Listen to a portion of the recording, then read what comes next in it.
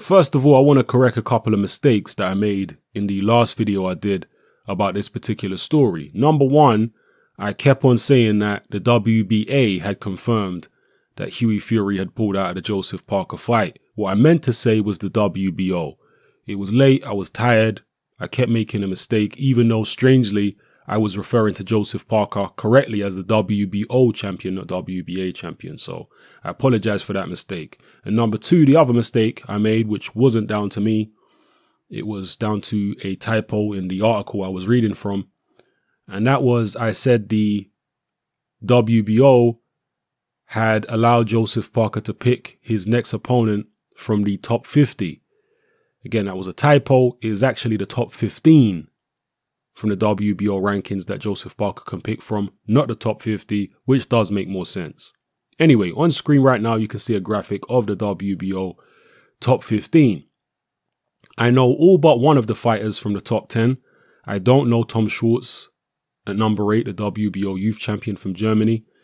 But everybody else in the top 10 I'm very familiar with. But from 11 to 15, I don't know any of those guys. I've never seen them fight. I've seen one or two of their names before in some rankings, but I've never seen any of them fight. And I've never heard about anybody talk about those guys or any of their performances. So 11 to 15, those guys are a total mystery to me. No idea if they're any good, if they're terrible, you know, totally clueless about them. So if any of you can enlighten me on those fighters from 11 to 15, then please do. Are any of them any good? Would you like to see any of them picked by Joseph Parker as a voluntary challenger? Or sorry, as a voluntary defense?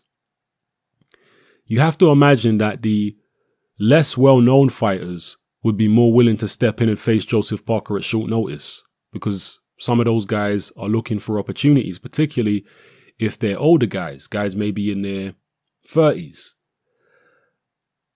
The guys who are more well-known are more likely to want not only more preparation time, but also more money.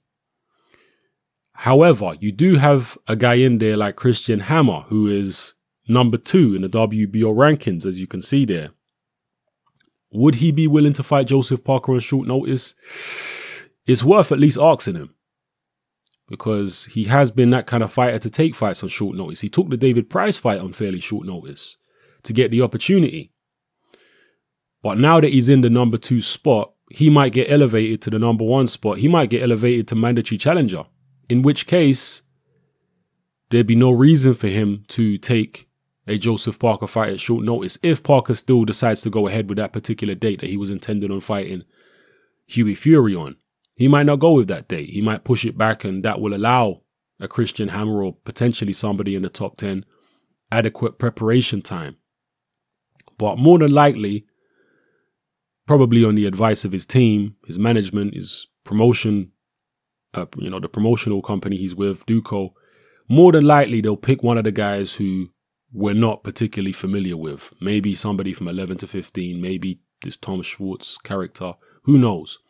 But in terms of who you would like, ideally, Joseph Parker to fight in a voluntary defense, you let me know who it would be out of that WBO top 15 in the comment section below. Would it be a Christian Hammer, Jarrell Miller, Andy Ruiz, Kubrat Pulev, Dominic Breazeale, Dylan White, Tom Schwartz, Andre Rudenko, Luis Ortiz, or any of the guys from 11 to 15? Most of them have unpronounceable names, at least unpronounceable by me.